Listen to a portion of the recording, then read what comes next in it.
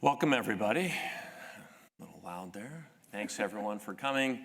Obviously, the last day of Rising, people are looking to head out of town.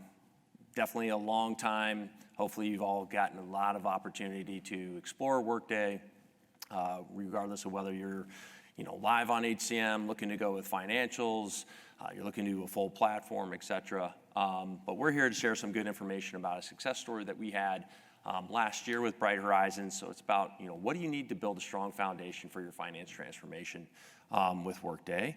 Joined here by our friends at Bright Horizons. So, safe harbor statement, forward-looking information obviously remains here, not meant to do any action on that. Of course, we're going to be talking about what happened kind of in the past, so not going to have to worry about too many of that.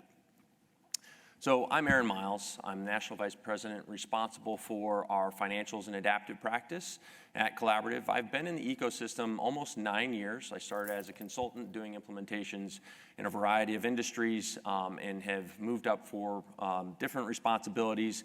Landed at Collaborative about 4 years ago and have been leading their practice since then. But we are here because of our friends at Bright Horizons. Tori, you want to introduce yourself? Thank you. My name's Tori Pereira. I have worked at Bright Horizons for more than 30 years, which I realized is a little unusual. But when I started, I was accounts payable, and we had 29 centers. And as Bright Horizons has grown, I've had the opportunity to grow with it and do so many different things within the finance department.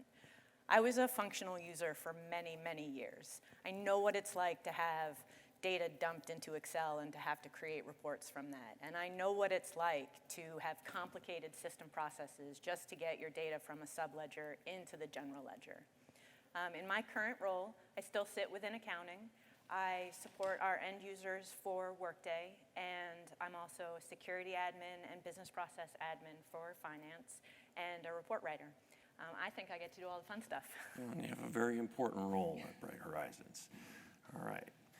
So what are we going to talk about really through this presentation? So starting the Workday journey. Really, Bright Horizons was once where you all were. They were attending Rising, kind of investigating whether Workday was going to be their platform of choice. That started way back before they even got on HCM and continued as they looked to take on financials as a phase 2. So we'll kind of go through that and determine what really led them to choose the way they did. And then what did their project look like? What were some of those challenges? What were some of the activities that were the most important during that journey to make sure that they were successful in reaching their go live? And then wrap things up with some lessons learned and what the roadmap for the future looks for Bright Horizons, because those are things that you also need to at least have in the back of your mind as you're looking to deploy financials. All right, so starting the Workday journey. First, a little bit about Bright Horizons. I don't know how many of you are familiar with Bright Horizons.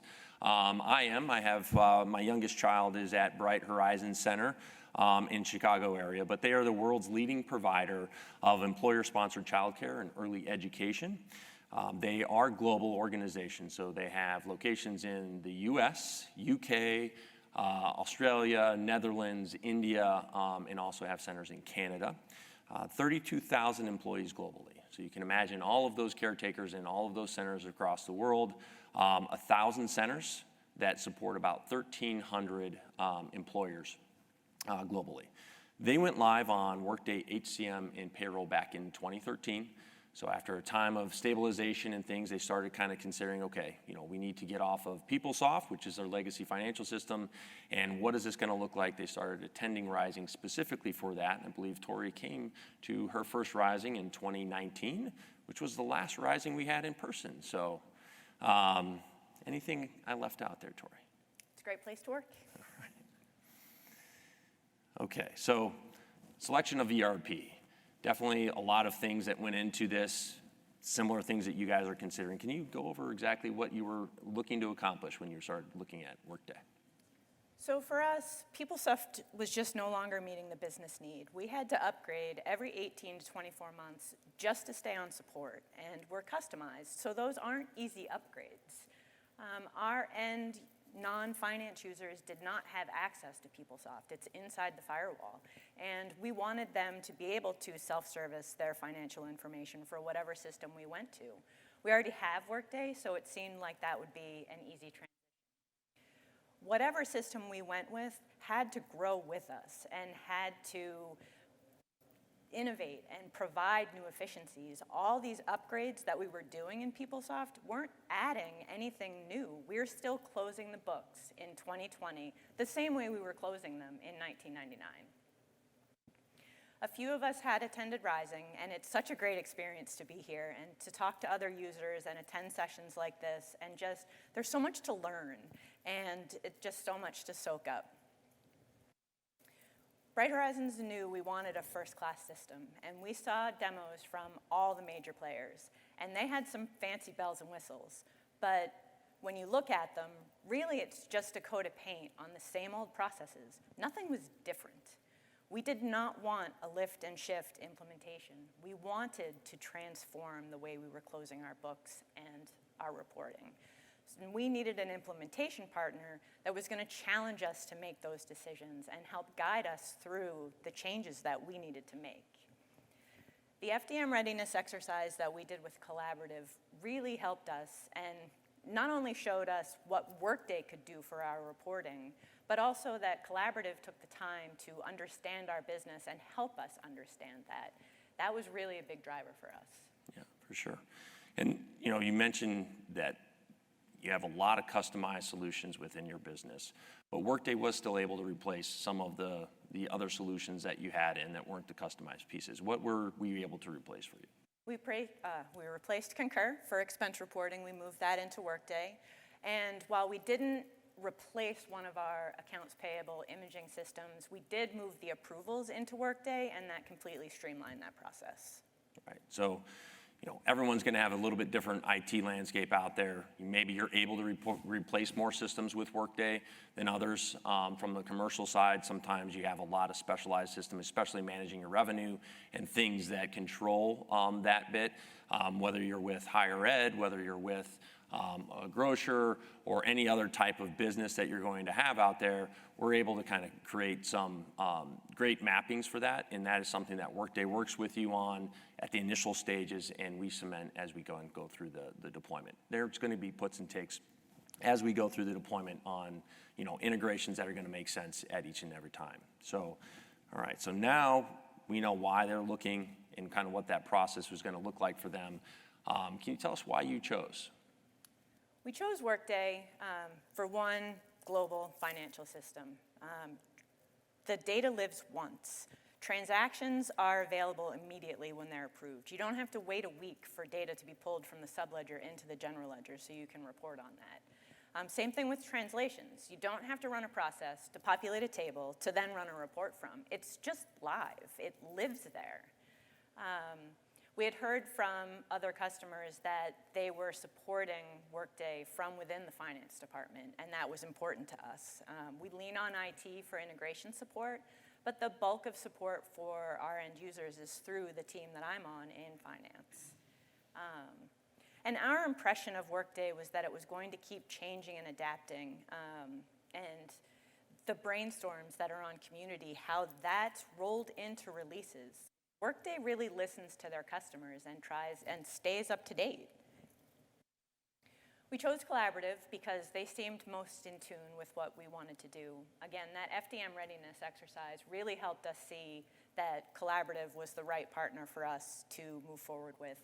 But also, it was really important for us to meet the workstream leads that we were going to be working with, not just the salespeople. And we were given the opportunity to interview every single proposed workstream lead for our project. These are people we're going to be working with for a year. We wanted to make sure that we had that connection. For sure. Connection's important. That's why we're all here. Right? You're meeting people from Workday. You're connecting with others that are considering Workday, that are on Workday. You're getting feedback. And especially when you're considering a deployment partner. You're going to be with them for 6 months, 12 months, up to 2 years possibly.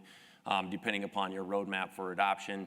And you need to make sure that you can work with those people. I mean, if you can't get along for that long, if you're not pulling for the same goals, it's definitely a little bit difficult. In terms of the FDM readiness activity, that's something that we definitely provide at Collaborative to, I personally am a visual person, and that helps kind of cement some of the concepts for a lot of these folks because you're coming from a static account string, and it allows you to see what does this look like on a transaction? What does it look like when you're defaulting work tags? What are the related work tags? How can we reduce the potential for mistakes? We need to get away from doing a lot of manual journals and moving things around. So we can get back to really analyzing our business and analyzing that data, reporting on that data, and making better decisions to push our business forward. So in terms of the FDM readiness activity that we did with you guys, we requested the statements and things, but what was the most impactful moment, outside of our team that you were like, aha, this is really actually going to do what we needed to do? I think, well, it's with our own data. So everyone talks about the FDM, Foundation Data Model, and it's just hard to visualize if you don't really know what it is. Someone's telling you that you've got 2,300 ledger accounts that are going to go down to 150, right? And you've got 200 ledger accounts that are bank accounts, and that's going to be one ledger account with work tags. For us, our cost centers have a number of different dimensions on them, and in PeopleSoft, each one of those dimensions was a tree, and you could only report on one tree at a time. So knowing that, well, after the readiness exercise, we could finally visualize how the work tags were going to help us report on all those different dimensions at the same time, and it really just made it clear. Yeah, great. Okay, so now we've chosen Workday, chosen Collaborative Solutions to do the deployment. Transformation begins, right? What does that look like really for Bright Horizons? So sales cycle was pretty typical in terms of length. Everyone kind of goes through this differently. What is the reason why you're migrating off or migrating to a new ERP? So that's really going to be kind of dependent. We've definitely had customers come through who are just like, I have a burning platform. I need to get off by this date. What is that going to look like for us? But for Bright Horizons, we did the FDM readiness activity in early 20. So kind of right at the start of the pandemic. Went through, kept in contact. I believe we got a verbal agreement to move forward in the fall of 20, and ultimately kicked off the project in December of 20, starting with a strategy or phase 0 aspect. Go live date was very important to Bright Horizons to stick with that, and we're going to have to then, again, manage expectations, potentially take out scope to make sure our team doesn't get burnt out, et cetera. But we were able to stick that landing and went live in January of 22. And then as we moved along, Bright Horizons recognized that they would probably need help from Collaborative a little bit longer than the typical hypercare support period of the first period close. So my implementation team stuck with them through the actual first quarter close. In doing so, they also helped resolve some issues around a particular billing use case that Bright Horizons has that also required Workday's input and help in modifying some of the software. So both of that is important to point out from a partnership perspective, right? Between Bright Horizons, Collaborative, and Workday, we're all pulling together because we want you all to be successful on Workday. So we start off, again, phase 0 with a strategy phase. This is about aligning the people, making sure that you're going to have the right plan to get live. If you don't start with the right information, more than likely you're going to have more significant challenges along the way. Every project has its challenges. But likely most of you are sitting there saying, okay, let's say we choose Workday. Let's say we choose our partner. Now what do we do? Where do we go? Where do we start? What is that going to look like? So Bright Horizon, fortunately, was familiar with the Workday methodology. They're obviously familiar with the system since they had deployed in 2013. But from financials perspective, they had to start thinking about what is the to-be? What things could we potentially transform and get better at doing? So we helped them with that. They had to also strategize around how they were going to clean and prepare their data. They had already been thinking about that. Most organizations do kind of start knowing that, hey, we got to get our data into this new system. What is that going to look like? But they did have some significant challenges, which we'll cover a little bit later. And we were there to just advise them. The types of services that we provided to them: strategy map, project governance, optimization and process workflows, all the way down to the service delivery model, which was very impactful for Tori and her team going forward once they were live. Specifically with strategy, what do you think was the most impactful point of that made sure when you're looking back from go live was the most important? We had a global, large implementation team, and I think the strategy phase at the beginning really got everybody together. We defined our goals. Everybody's on the same page. We went through exercise to define our guiding principles. We knew we were going to find things along the way that we'd want to implement, and I think this phase really helped us not get distracted and just set the stage for the project. Yeah, I mean, again, if you're not aligned on things, if everyone is not on the same page, just taking an example of data. I mean, there might be people in your organization that use data differently, and you have no idea. They might be reporting on it differently. So this activity helps you align on that and helps identify the things that you want to definitely focus on during the deployment. So not only is strategy important, but doing an ERP is a big project, especially if it's a full platform, a lot more coordination that happens there. But even depending upon how big your finance organization is, Bright Horizons had 80 in their finance and accounting departments, plus another 1,000 end users that were going to be accessing Workday financials. So pretty significant workforce, a lot of change for them coming off of PeopleSoft. So we have an organizational change in training team that helps customers kind of work through all of those change impacts as we're going through design, through testing, making sure that we're coordinating with testers, and then what does ultimately that end training look like, not just during the deployment, but you're onboarding new employees, throughout the year. They have to get in, and maybe they have experience, maybe they don't. They need to be in tune to your new processes. So we offer a service to do that. We spoke about FDM, and I'm sure you guys have heard FDM plenty of times throughout your time here, through your sales folks, engagement with Workday, et cetera.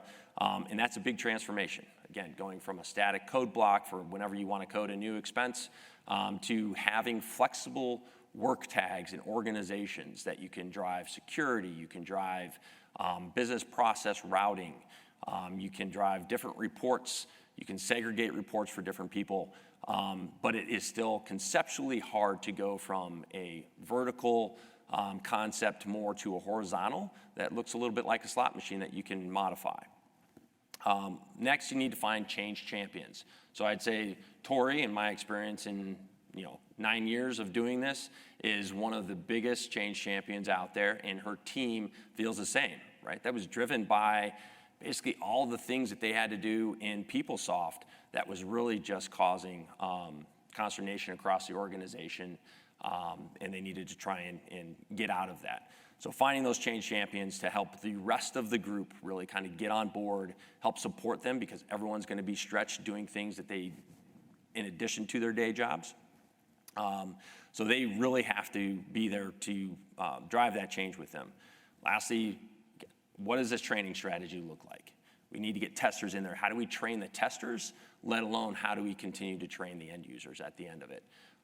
And you're also going to have balance. This is a pandemic. Everyone has bandwidth issues. Everyone has trouble getting the right people in the door. They have the right people sometimes leaving. What is it going to look like? We had this ideal scope. It's taking too long to make decisions around this. This is a little bit more complicated. Do we have to move this? I want to make sure I don't burn out my team. So we need to make sure we're doing the right balance between the scope that's ideal and evaluating things that we can do as more of a day two optimization as it comes down to it. And then what are they going to look like and continue to do to evolve and continue to change in their organization? You guys had a lot of change in your organization. A lot of that was very positive change. What was the biggest challenge with change for you guys? I think for us, the biggest shift as a company was that we had non-finance users now have access to their data. So working with that group and finding champions within that group, training that group. The OC&T team was great. We used videos and job aids. We had live sessions both before and after go live. But I think that group was the biggest group to get trained up. Yeah, for sure. And adoption. Right, and the global team, people in different parts of the world, all working kind of with the same project that was mostly driven out of the US in terms of the management team, definitely presents challenges with those pieces. Now on to challenges. Everyone can see the biggest one out there is always going to be bandwidth. Your subject matter experts, those that know your business, those that are using the system day in and day out, they have to continue to do their day jobs. And now we need them to come in and contribute, not only to make their future workday better, but to continue to do whatever they need to do on a daily basis. How do you handle that? Do you backfill those people? What kind of backfill does that look like? How much time do you have to backfill and train those people to do those everyday tasks so you can free up your team and your team doesn't get burnt out?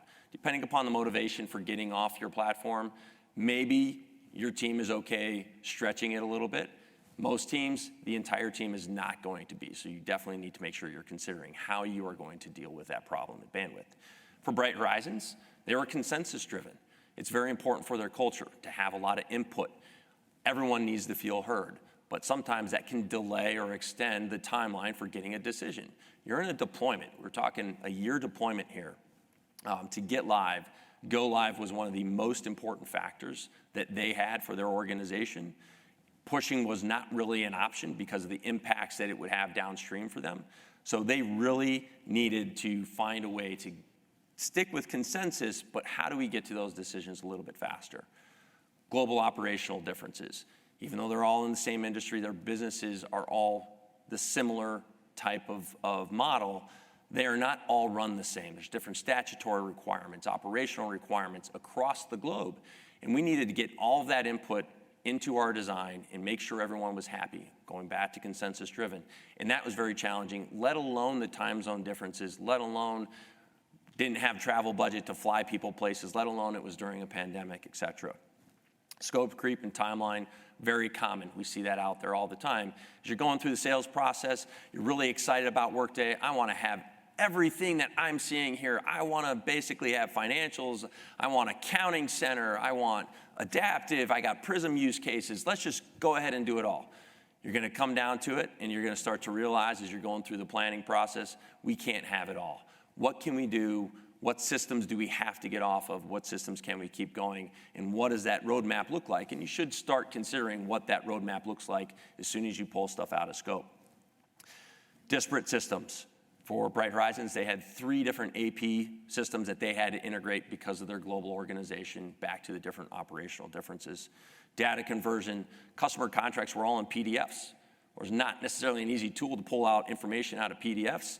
As Tori mentioned previously, they were kind of storing them in a different type of system.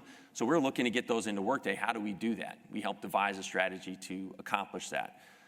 Cleaning up your supplier master, your customer master. How do you get that into Workday? Supplier master, I don't think I've really seen a very clean one in my 9 years deploying with any customer. And that always presents a little bit of a challenge. I don't know, how many times you have to sit there and load those things. Errors, how are you going to pull it out of your existing legacy system? Usage billing, as I had mentioned a few slides back, was a particular use case that they had that we needed to kind of resolve that was a little bit more difficult, that we needed Workday's help to resolve from a software perspective. And then last of all, we kicked this off basically in the middle of the pandemic, right? The sales cycle through the start of the pandemic, second year of pandemic, we're sitting here doing this deployment. So obviously you had to deal with challenges of people potentially being out sick for long periods of time, and we have a process that we need to get done. So challenges, what are the top 2 or 3 you think are on this list? Well, so I have to pick bandwidth.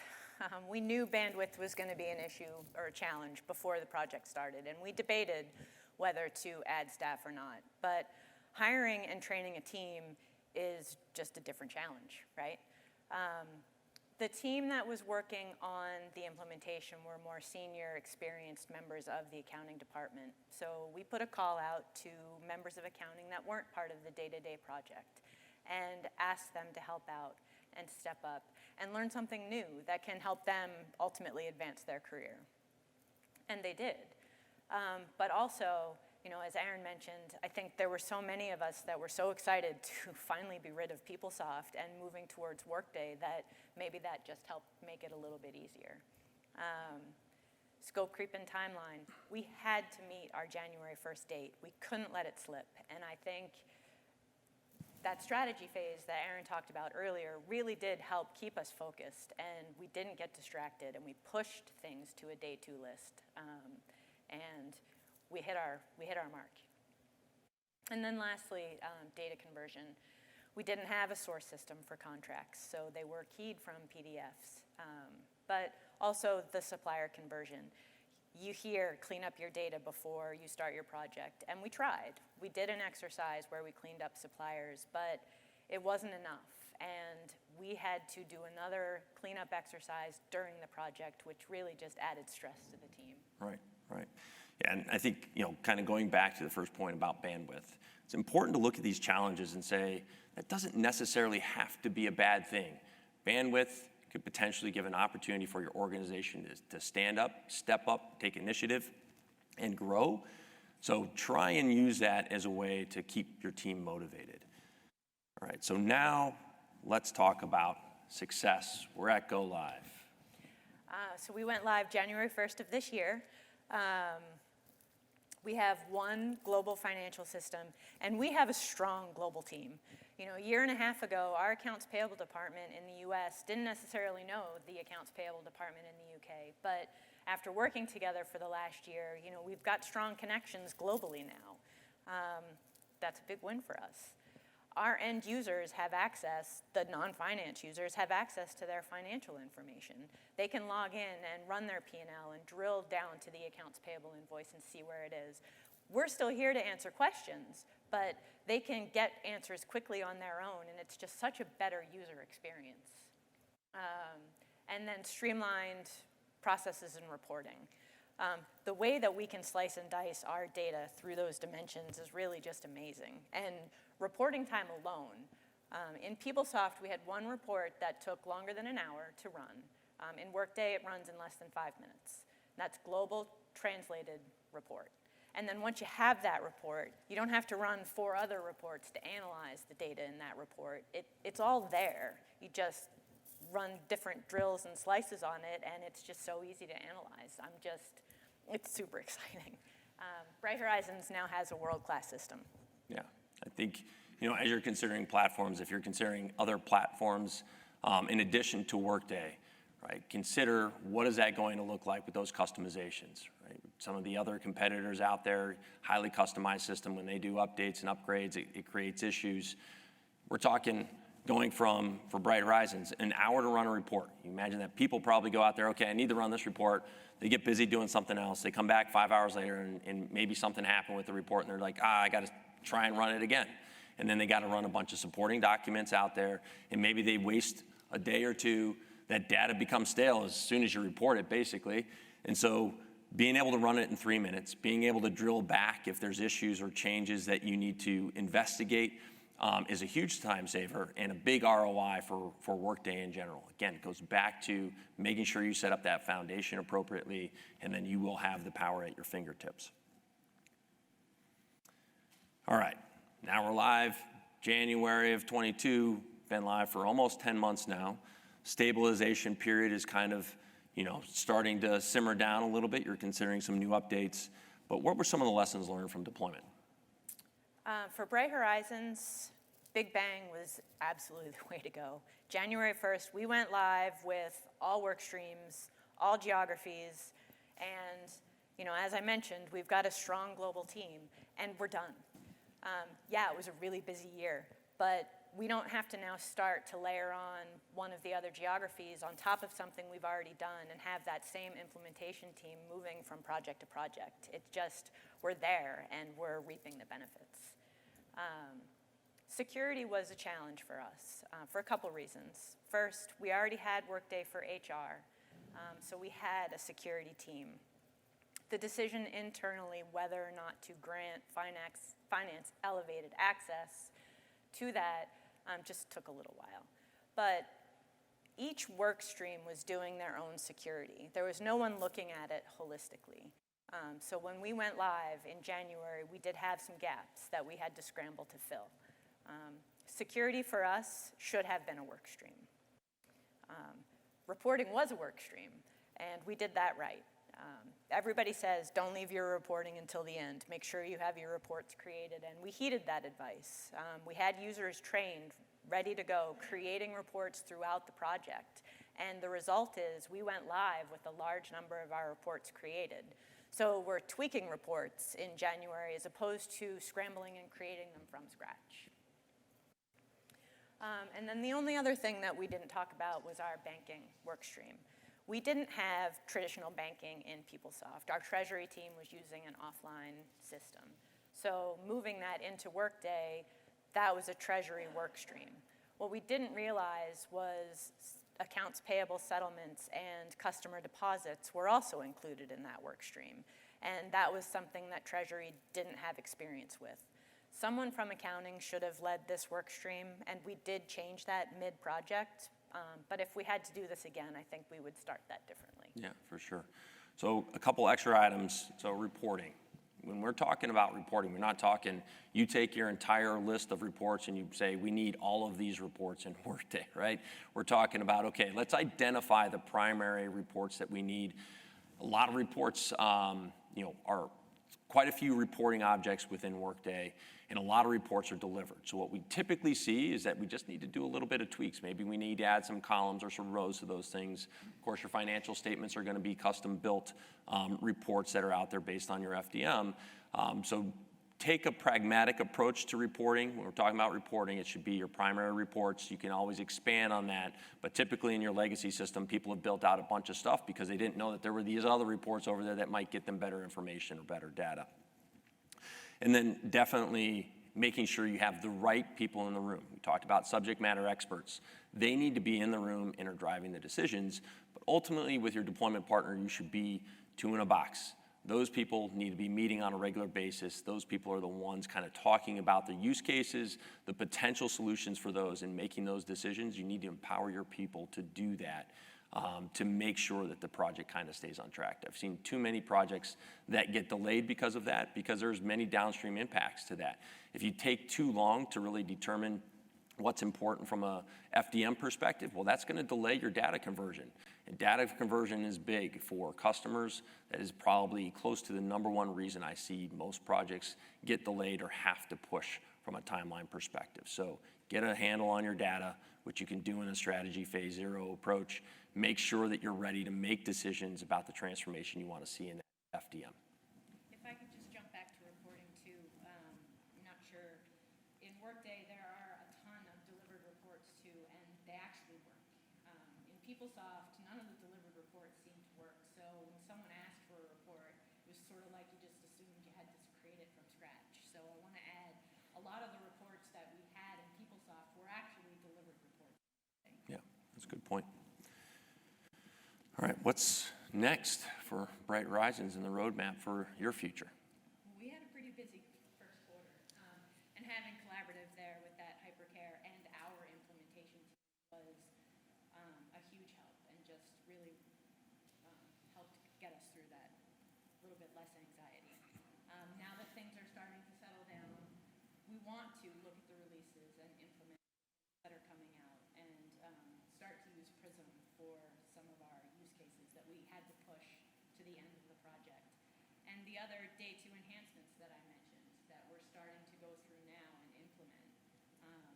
So having that lean-on support with collaborative still with the other team. Yep, with the CVS team.